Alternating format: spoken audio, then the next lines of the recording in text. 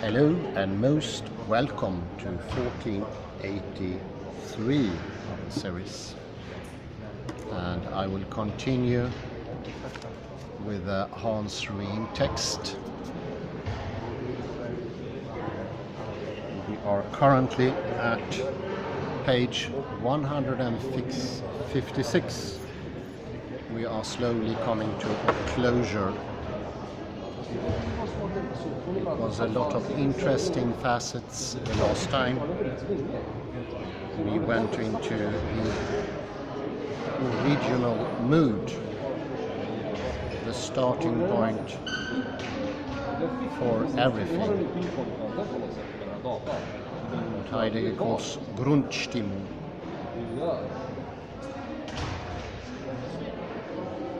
And how it's boosted by Thomasein, the wonder, the interest, or the curiosity, the starting point for everything. And we made a parallel in the previous lecture with chirality, which is also sort of starting point of everything. The first mover,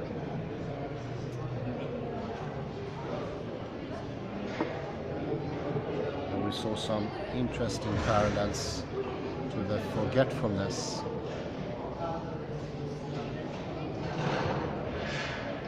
Often expounded by Heidegger as the amnesia. I would say that that is one of his main threads in all of his intellectual career until his death in 1976. How the forgetfulness came about and how we can recapture the wonder, the Thomasein, once more.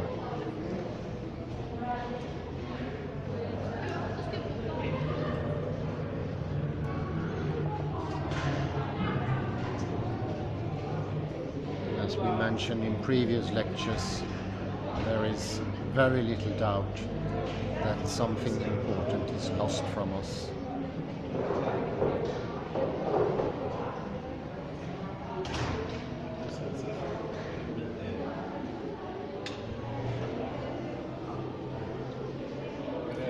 Often clarified by, for instance, Ian McGilchrist as the unmaking of our world.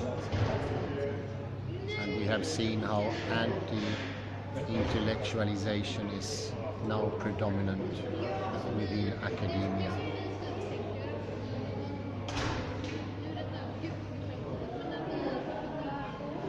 Ian McGilchrist calls it the illegal overtake of the left hemisphere. Heidegger sees it as the amnesia, the forgetfulness of our true purpose.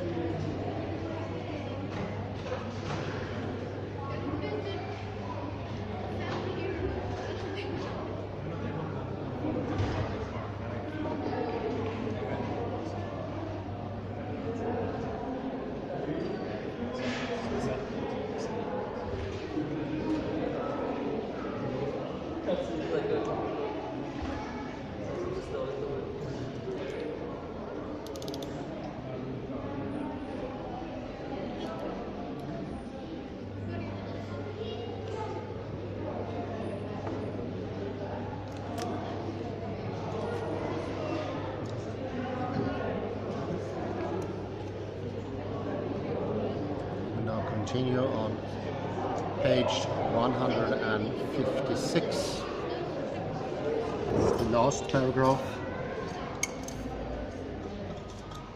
beginning with, in one of these lectures.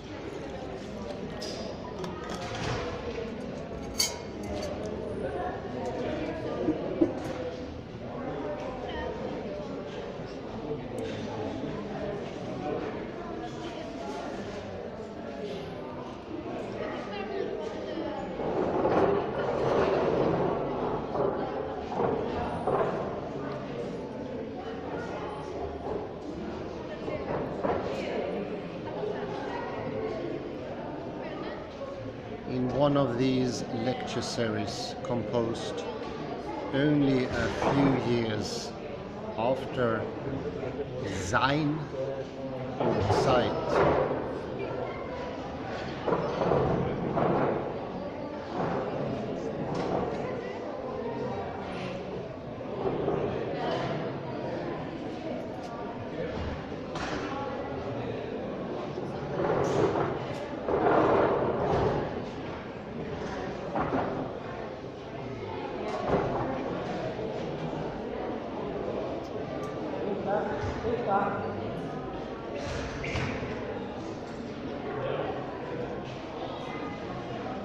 This Grundstimmung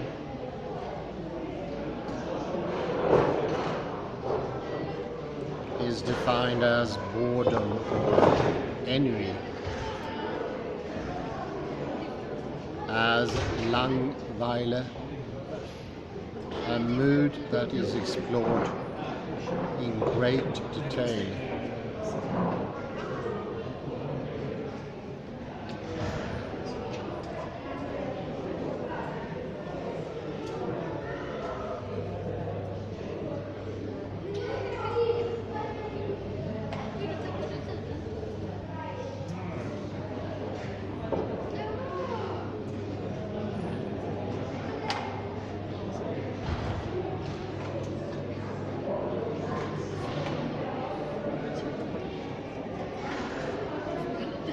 It is in these lectures that Heidegger explicitly abandons the idea that there should be one basic attunement from which all philosophical thinking arises.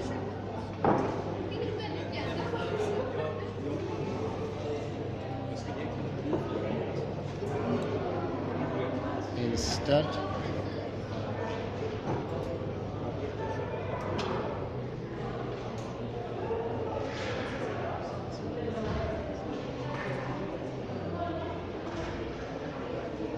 he indicates a historical philosophical scheme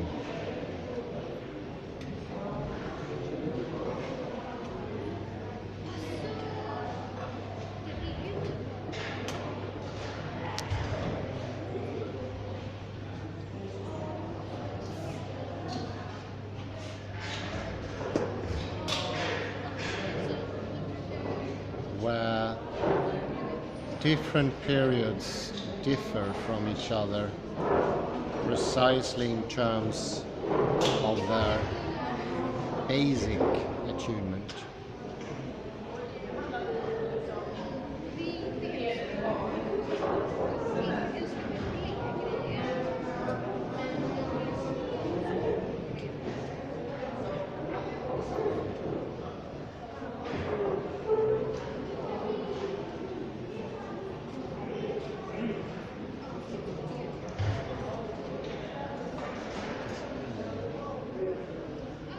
He writes, "The fundamental task is to awaken the basic attunement of our thinking."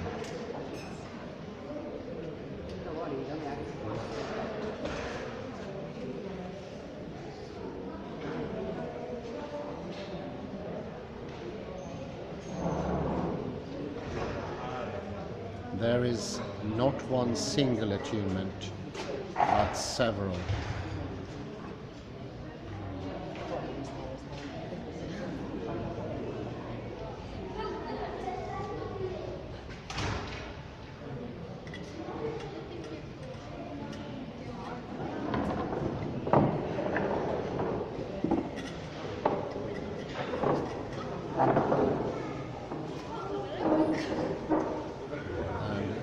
Do take careful note of awaking the basic attunement of our thinking, reaching into and reawaken, alerting.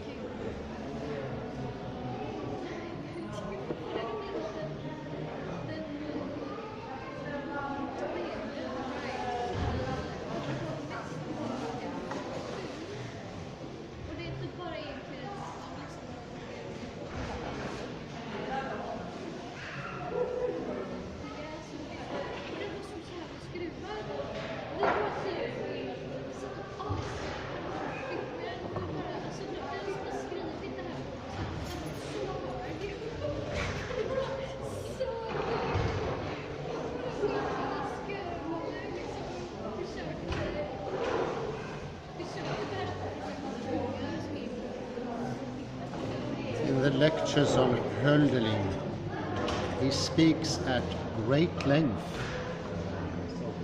of the attunement of holy grief,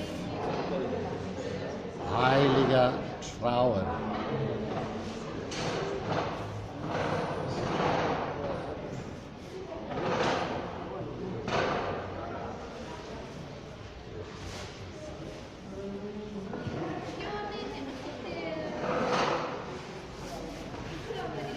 As the attunement of our time, and from within which Hölderlin's poetry speaks.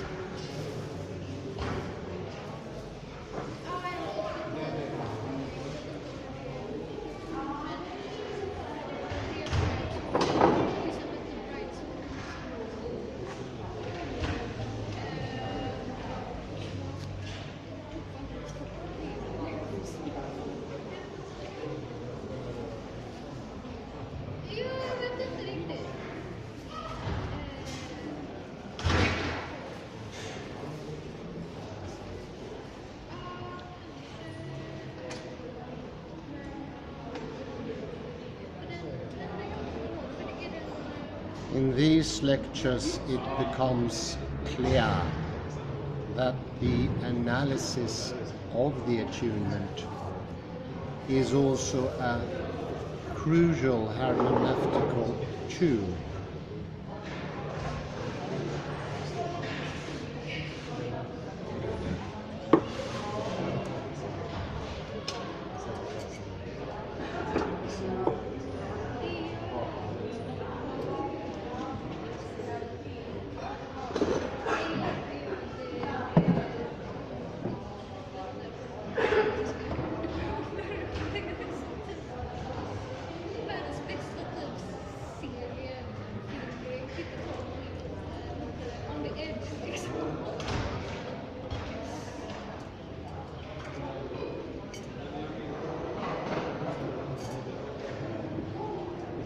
It is only by reawakening the Stimmung from within which a text speaks that we can hope to hear its meaning.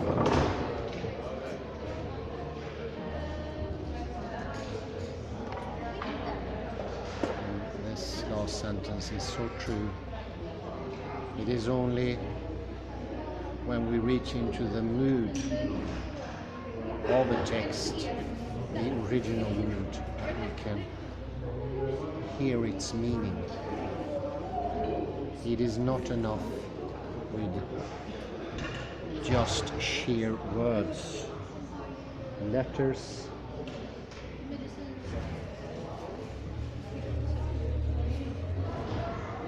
sounds. We need Stimmung.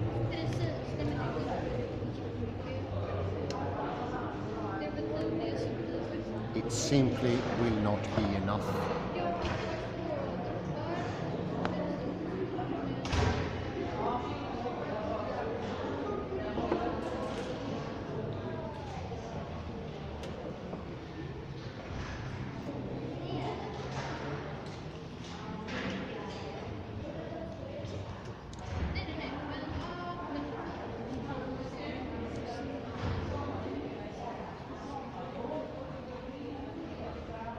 This is very close to our one-time favorite and still favorite Jacques Derrida, who uncovers the true voice of the text.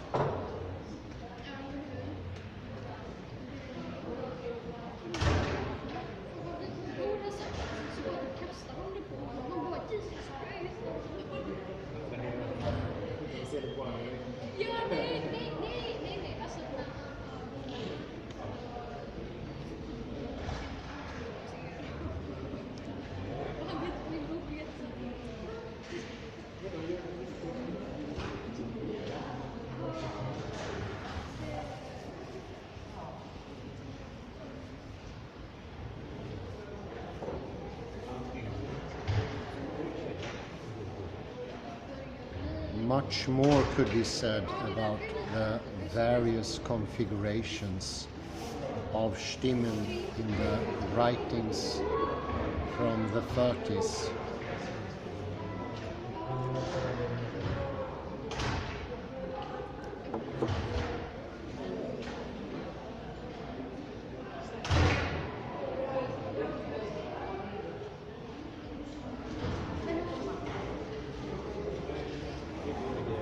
However, I will confine myself to just noting its crucial role in the book, sometimes described as Heidegger's second major work.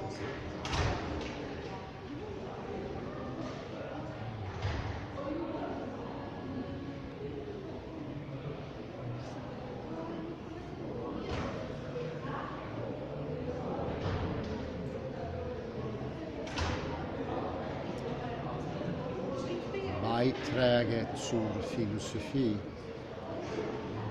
written around 1936,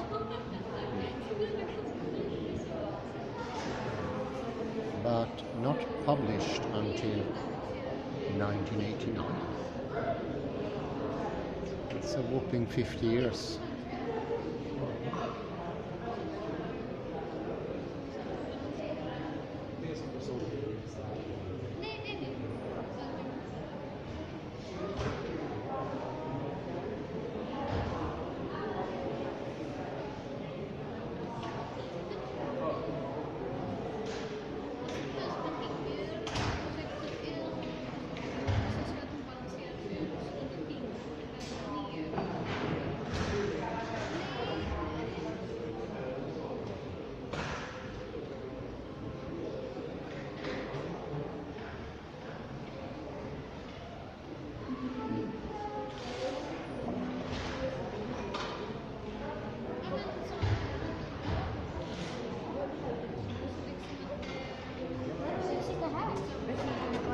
I quote one passage in particular because of the way in which it so literally brings back the Paulian background to this entire theme.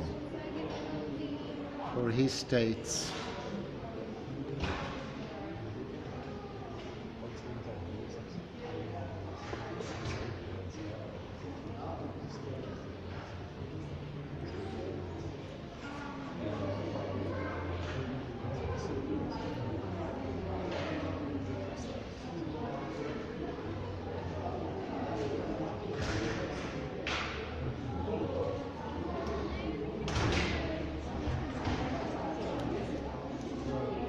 all essential thinking demands that its thoughts and propositions are driven like ore out of the basic attunement.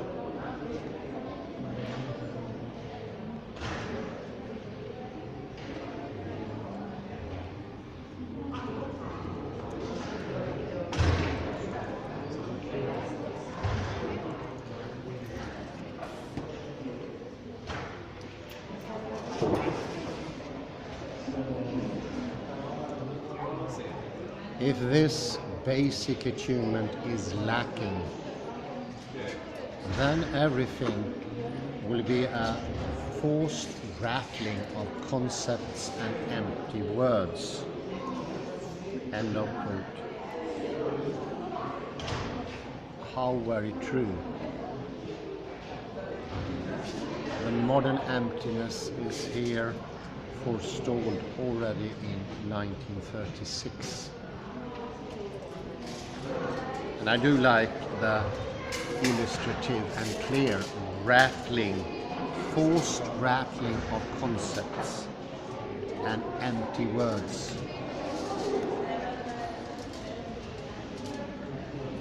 Dead concepts, lack of vivid abstractions, non-telling words and non-telling meanings.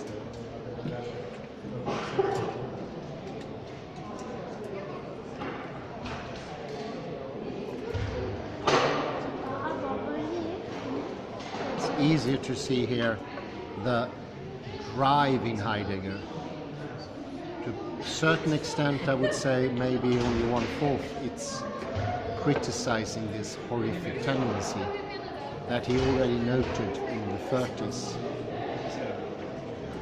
The other one is the positive.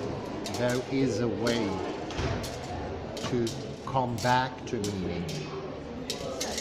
The original modus, as we suggested earlier, why not the two chiralities of left and right? There are more. Bring that in and the text will regain its force, once more resound.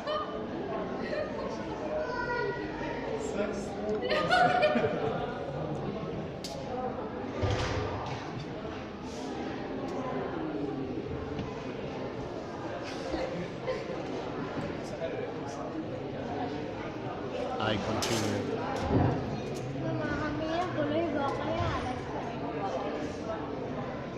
According to Heidegger in Beiträge, there is not one single term for this basic attunement.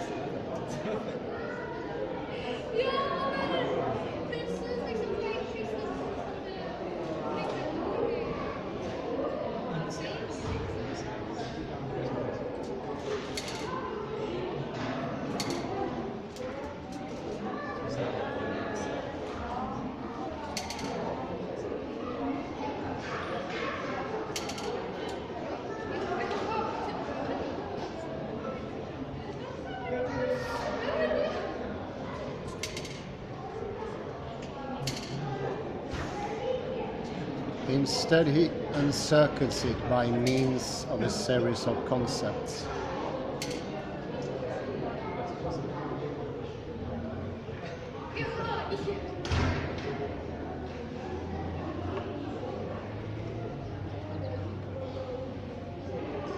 Such as fear, awe, apprehension, foreboding, etc.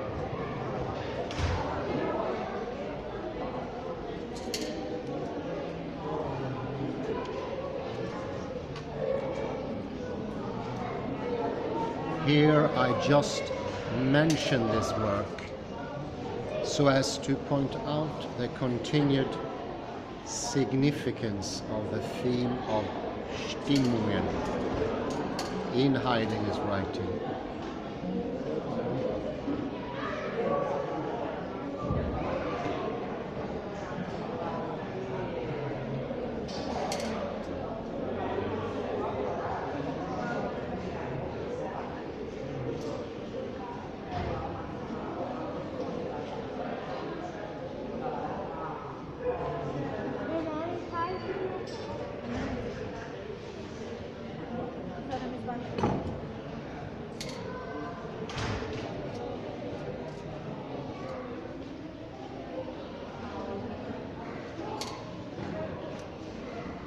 Were the presentation to aspire to some kind of exhaustive treatment of its development,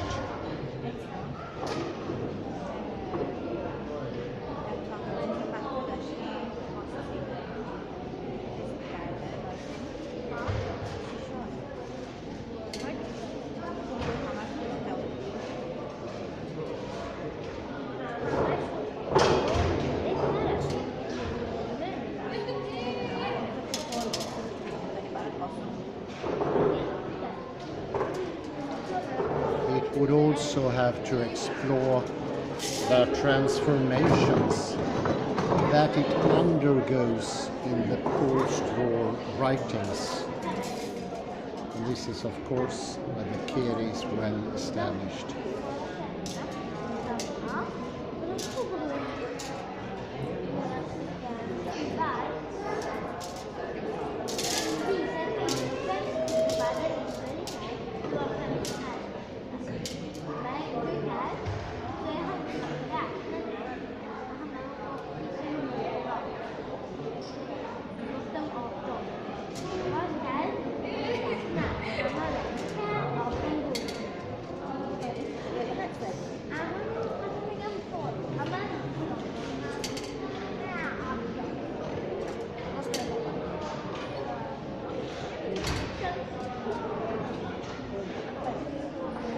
unlike what some may be prone to suspect, taking into account the increasingly anti-subjectivist orientation of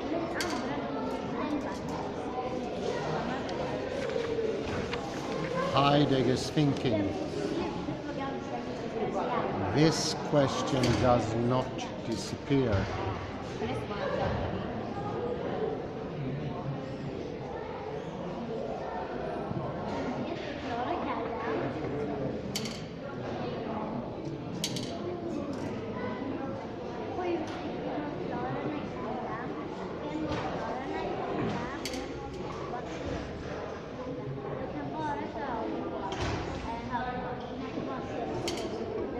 On the contrary,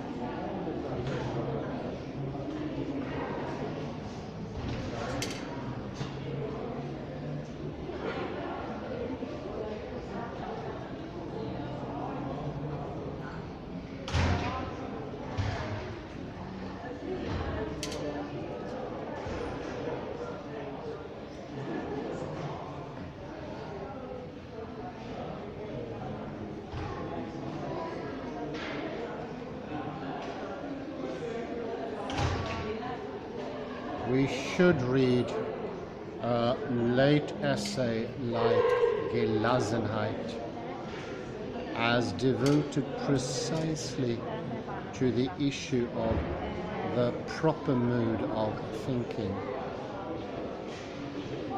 in line with the earlier reflections on Stimmung.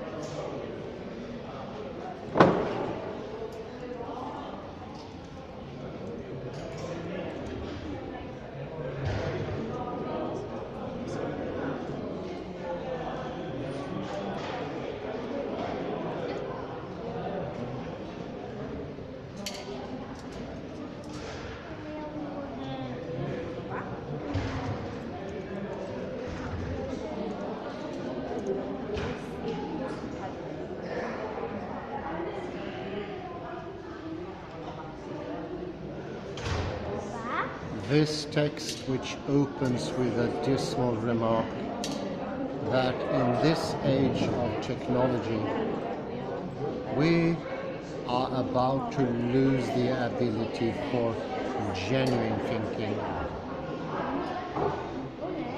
which is being replaced by calculating thought.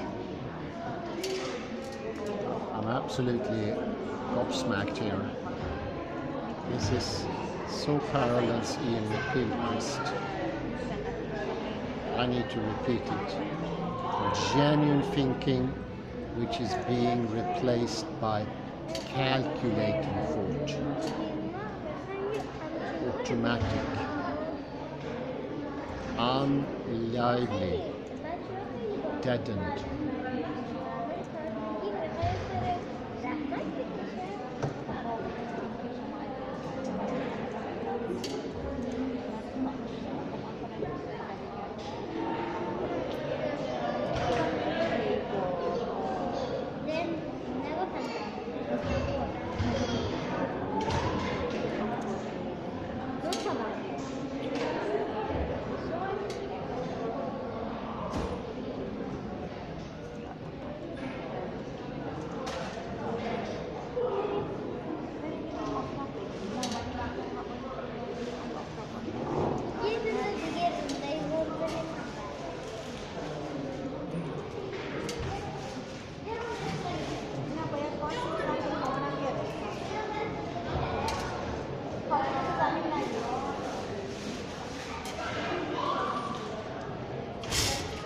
You can also see this parallel with chirality.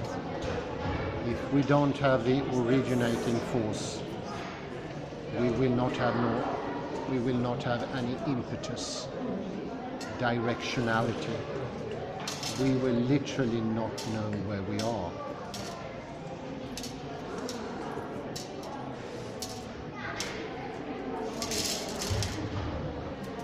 And both our words and our thinking will mean nothing. There will be replicas of others' thinking.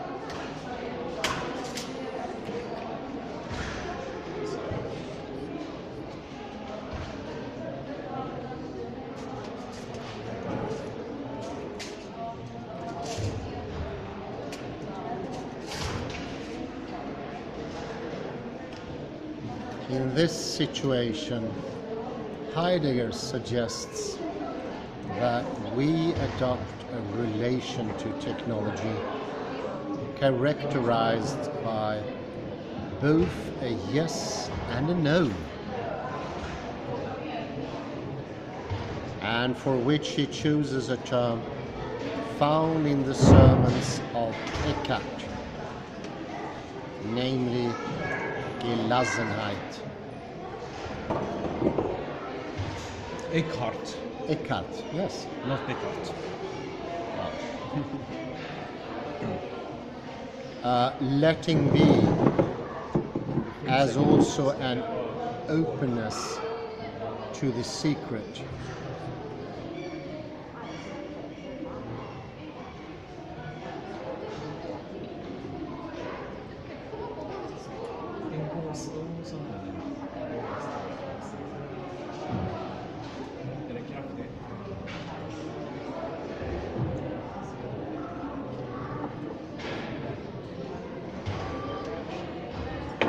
Here,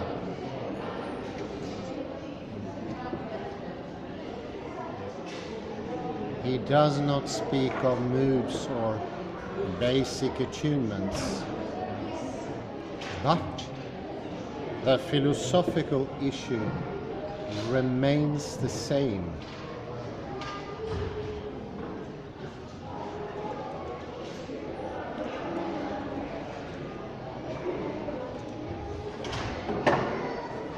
What is the proper attitude of thinking with regard to being?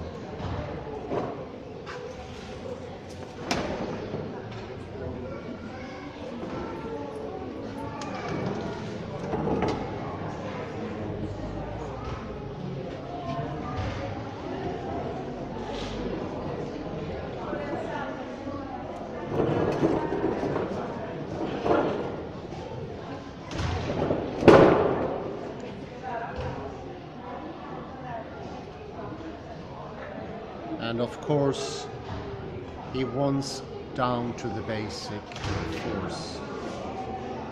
Something repeated through his career, but in different words and structures.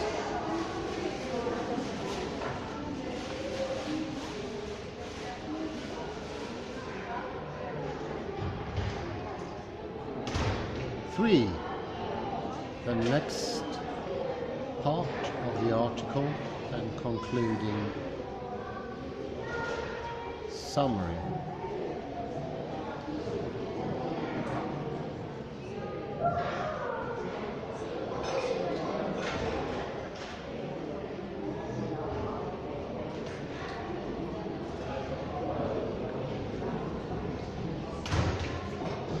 In concluding this rather brief discussion of a vast theme in Heidegger's writing,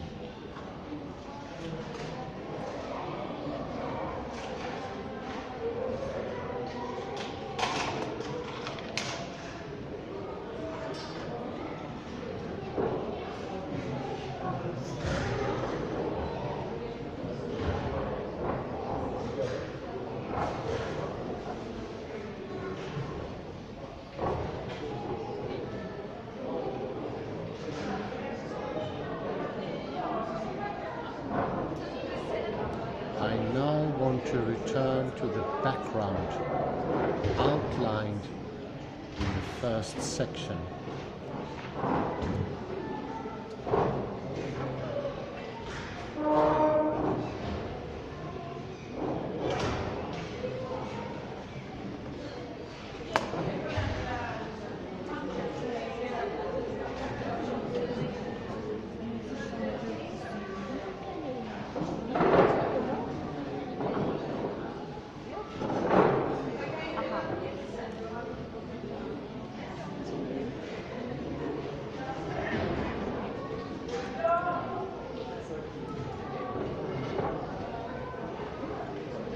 at a first glance the connection between Heidegger's theory of Stimmung and the classic treatises on human passions may not be very clear.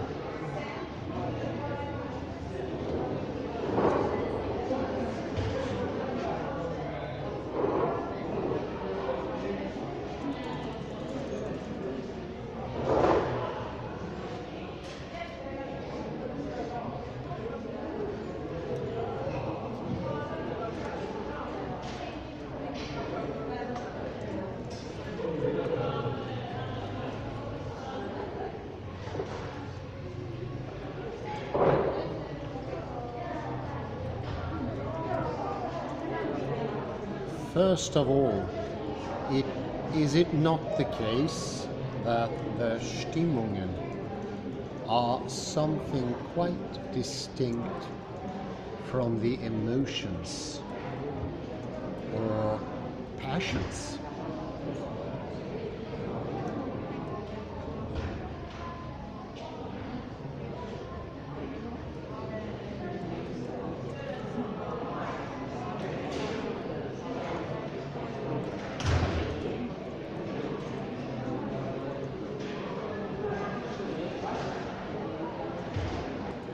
This is at least what Otto Bullnoff suggests in the only book-length study on Stimmung in the tradition of Heidegger and Scheele.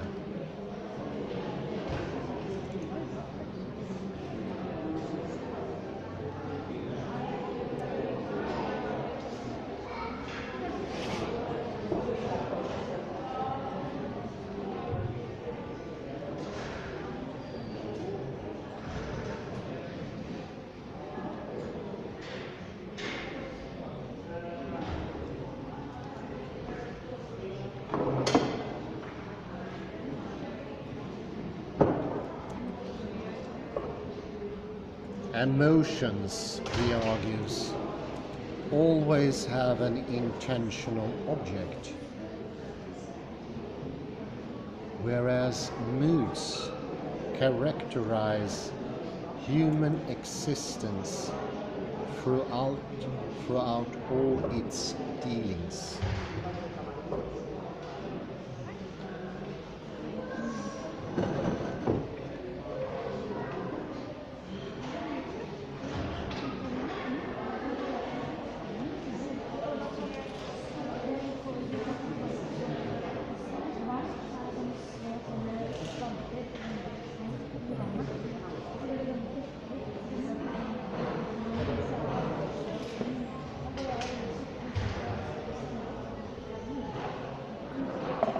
This distinction is no doubt useful in certain contexts.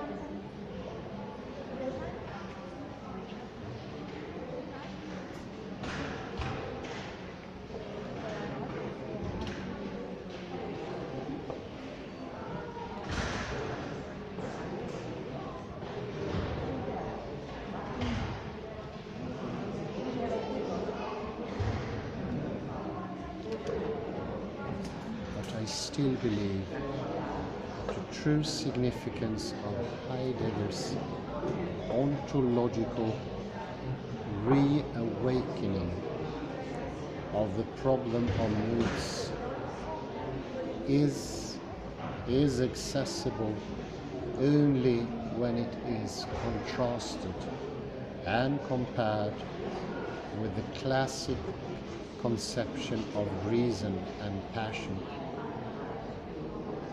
and its development in Christian thinking.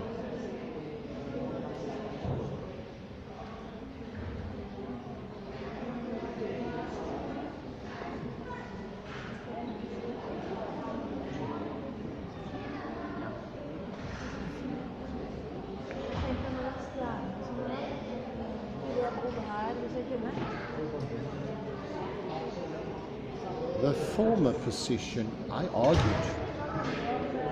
is determined primarily by the organization of passion and reason as passivity and activity.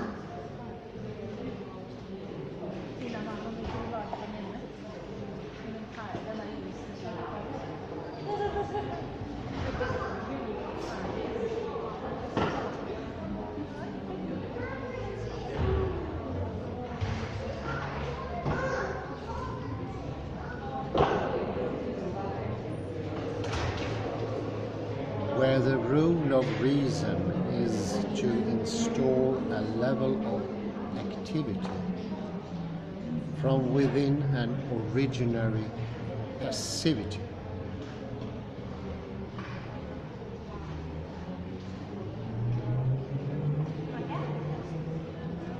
And I think the start of activity we mentioned earlier as the primordial perception, and failure to see that this is temporal will also lead to a failure to understand the second leg of Heidegger, Zeit, temporality. Very important second leg.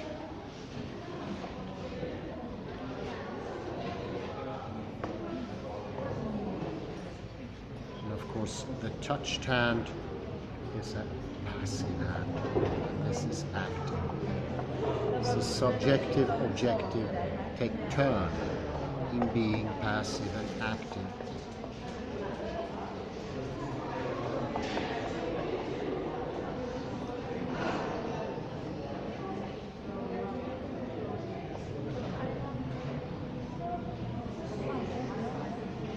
Let me really pinpoint this.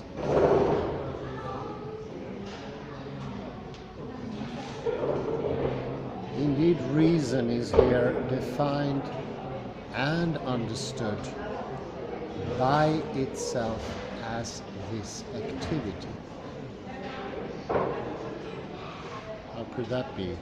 Well, it's looking into oneself, what we call the reflexivity of the subjectivity early on, in the very first part, where one part of the subjectivity becomes objective and the other part sensing, understanding.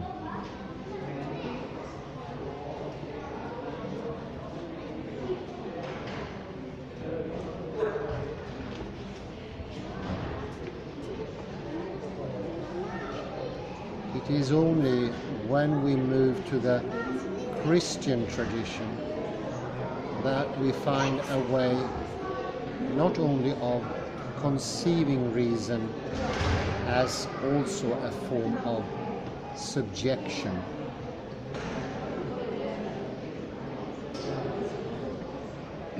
but also as more thoroughly interconnected with the moods.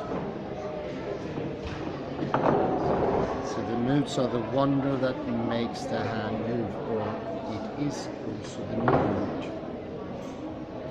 The act of perception is activity.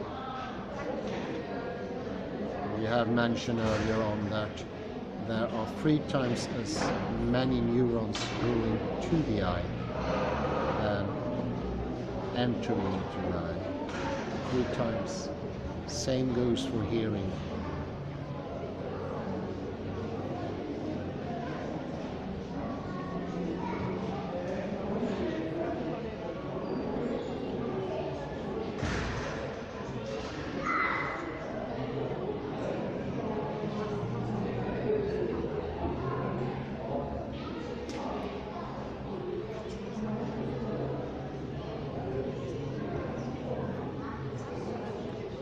In Heidegger's account of the Stimmungen, these 2 approaches are combined in what, in the wake of Kierkegaard, is perhaps the most systematic attempt so far to think what we could call an impassioned form of rationality. And we mentioned earlier on that Heidegger is indebted to Kierkegaard.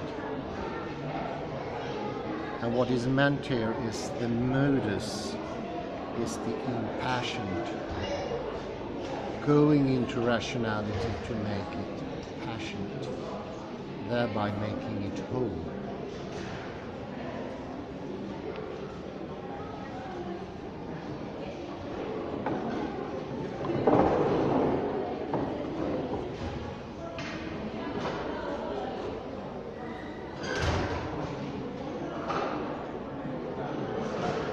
Of course, the Stimmungen are also essentially passive, in the sense they are a predicament within which Dasein always finds itself, indeed, into which it is thrown, geworfen.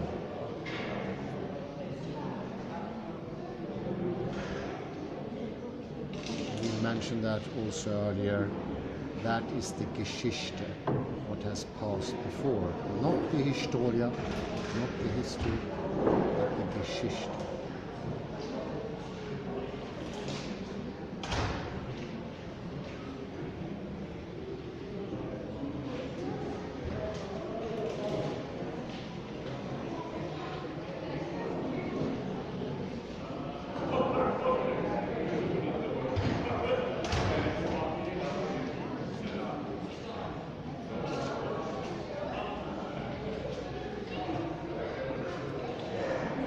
Furthermore, this passivity of the moods is likewise contrasted with the active nature of understanding as a projective movement, as Entwurf.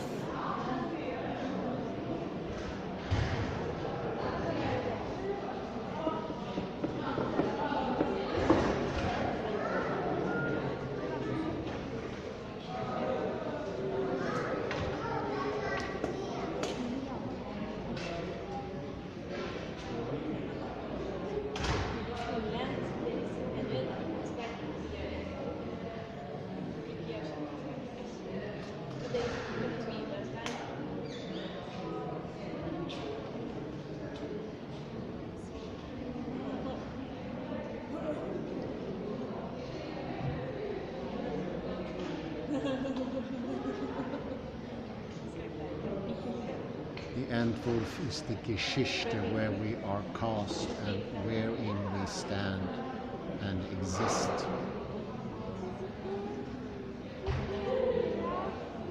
Thus one can say that the analytic of Dasein too is organized with the help of this classic dichotomy.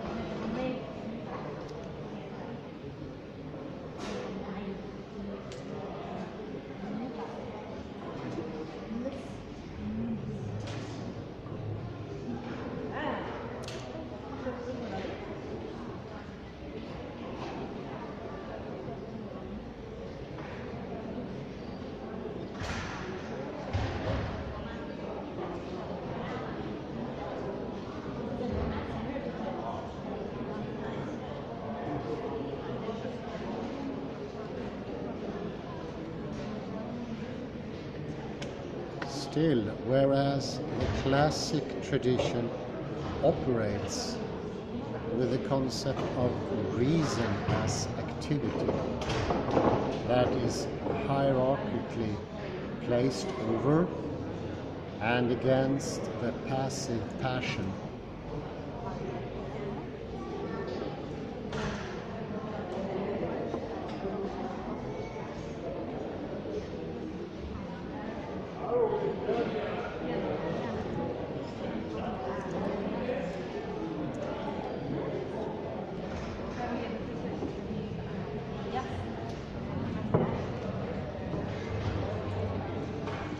Heidegger introduces a notion of passive attunement as an integral part of how the world is disclosed.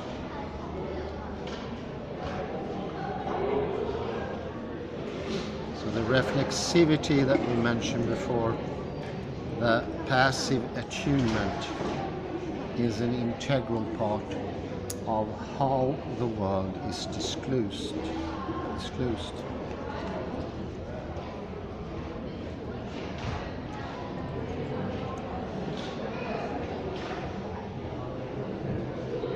Thus, he shatters the classic image of reason as activity and rebuilds it in the form of the passive-active structure of world disclosure. And that ends the article.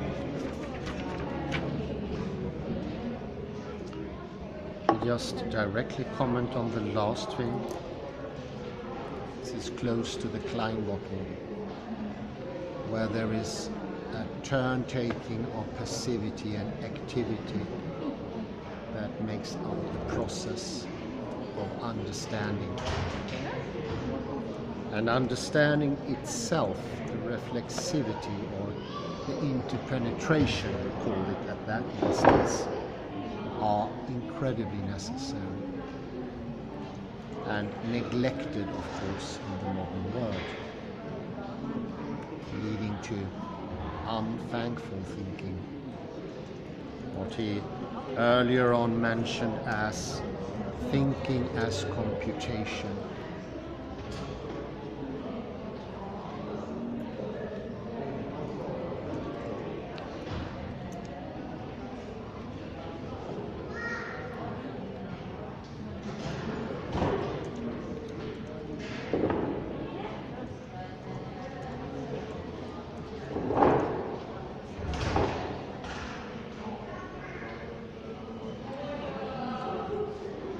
The problem here mentioned early in the article was the very fact that if we apply this specific Stimmung of theoretical objectivity, the Entwurft, the Geschichte, and the properties of the situation disappears.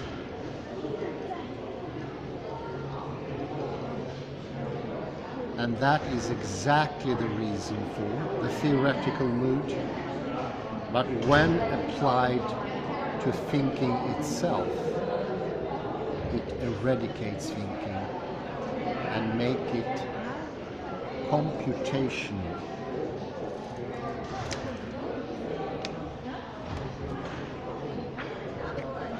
It is now easier to understand the intention of Heidegger, so to speak. What drove him? What was his drift? It's a realization that we have come to a standstill.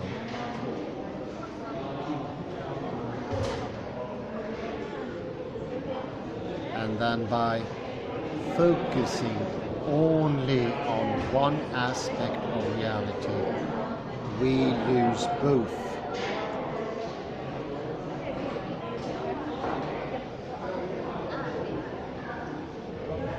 Earlier on, I have called that the enlightenment thinking.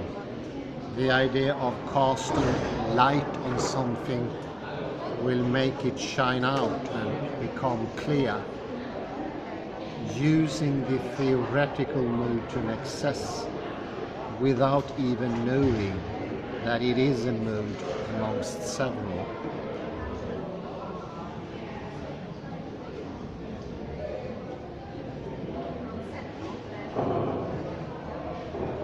Our minds then become mechanical.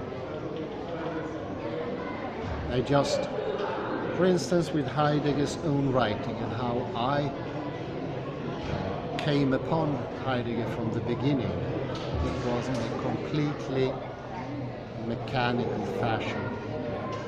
a fervent fantastic of Heidegger at the university, but with no Stimmung, with no understanding.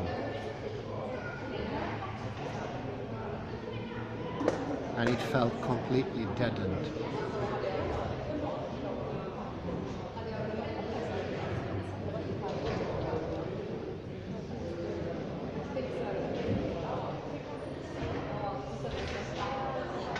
It actually hinders and hindered my willingness, my wonder for Heidegger, and it was something that stopped my exploration and curiosity about him. To encounter him in this, I would say, slaughtered way.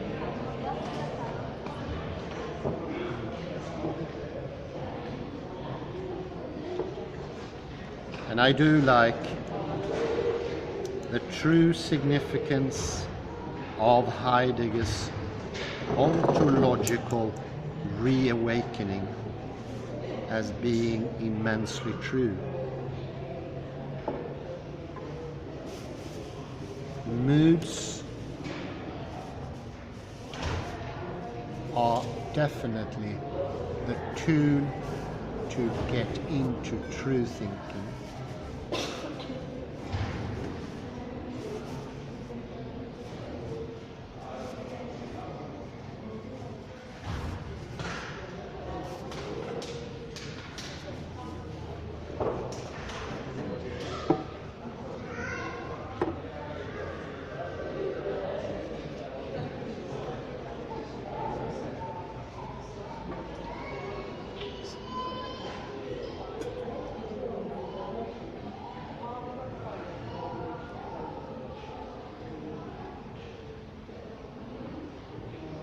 It's very similar also to Merleau-Ponty, as we got into before, and how when we reach into, could I call it,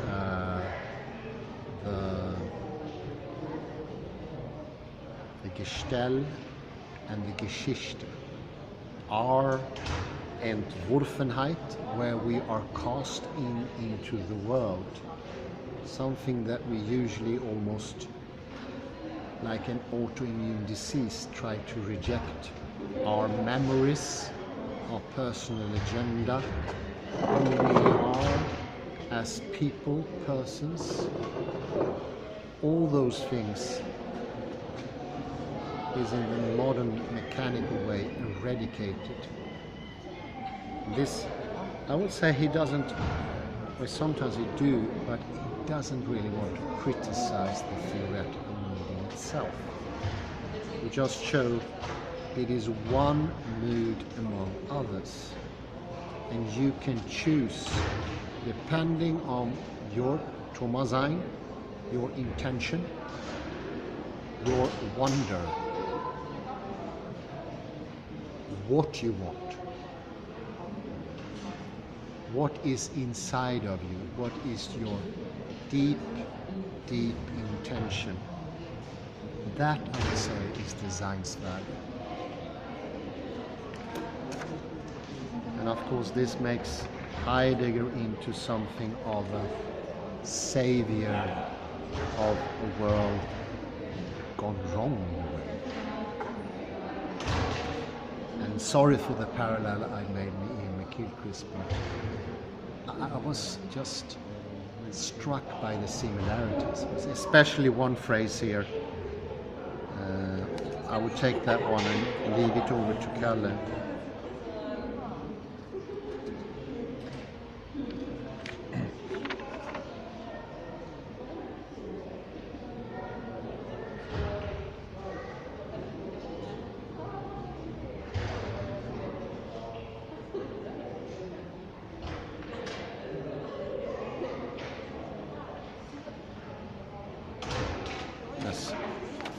Find it right now, but it was when he said we've been taken over by a computational thinking.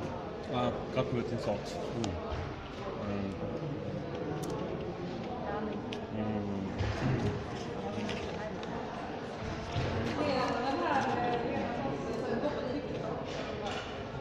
Yeah, calculating thought.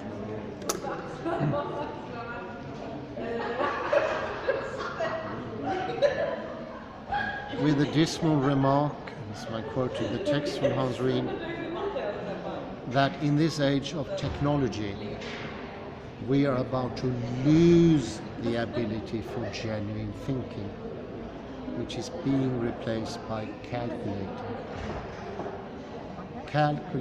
thought. And it's unthankful, as he calls it. It's not danken, which means thanking, being appreciative, being whole as well. This calculating thought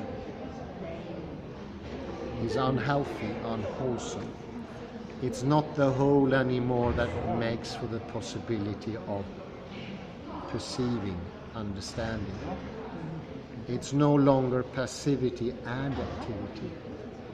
It is some fixation of the intellect as pure activity, having no calmness and having no counterpart. Even having a counterpart, being a person, becomes wrong. Jacques Monod is best of all here. And I would try to put aside from him in the description, but he says something to the kind of, for me to know the world, I need to eradicate myself. Every trace of what is to be Jacques Monod, a molecular biologist, got a Nobel Prize 62.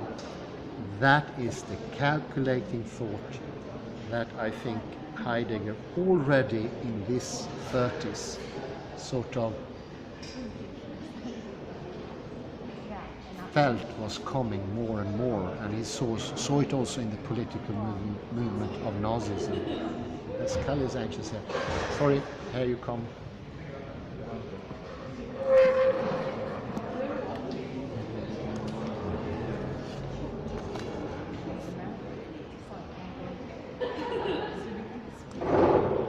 So on page 158, Ruin writes,